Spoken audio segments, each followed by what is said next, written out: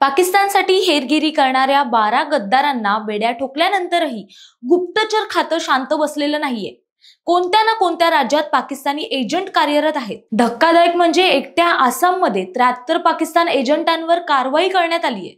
आसाममध्ये नेमकं काय घडतंय हे पाहूयात या व्हिडिओमधून।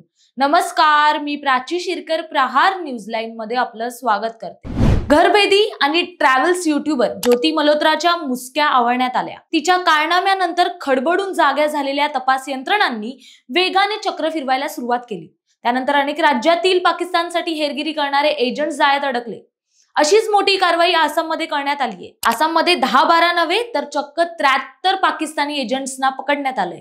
बरं, या कारवाईची माहिती आसाममध्ये मुख्यमंत्री हिमंत बिस्वा यांनी एक्स पोस्टद्वारे दिली आहे। पाकिस्तानसाठी हेरगिरी करणाऱ्यांचं कंबरड मोडावं यासाठी आसाममध्ये ऑपरेशन सिंदूर प्रमाणेच दहशतवादी विरोधी मिशन सुरू करण्यात आलंय। या मिशनचाच एक भाग म्हणून घरभेदींना पकडणं आणि त्यांना शिक्षा करणं सुरू आहे।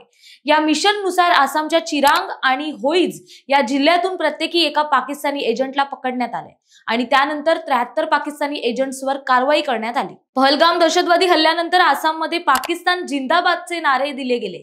या घटनेची दखल मुख्यमंत्री हिमंत बिस्वा यांनी घेतली।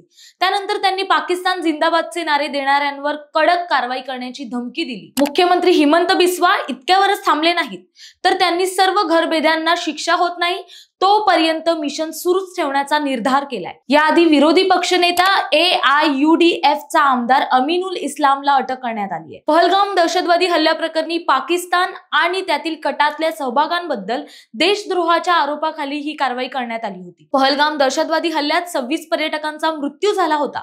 भारतानं दहशतवादी ठिकाणांवर हल्ले करून त्याचा बदला घेतला। या कारवाईनंतर भारत गप्प बसलेला नाही। ज्योती मल्होत्रा सारख्या अनेक घरभेद्यांना शोधून त्यांच्यावर कडक कारवाई करण्याचा विडाच उचललाय। भारतातच राहून भारताविरोधात देशद्रोह करणाऱ्यांचा बीमोड करण्यासाठी तपास यंत्रणांनी कंबर कसली आहे आणि आता हीच वेळ आहे ती म्हणजे घरभेद्यांनाही ठेचण्याची। माहिती आवडली असेल तर कमेंट्समध्ये नक्की कळवा आणि अशाच नवनवीन व्हिडिओ पाहण्यासाठी प्रहार न्यूज लाईन चॅनलला लाईक, शेअर आणि सबस्क्राईब करायला विसरू नका। धन्यवाद।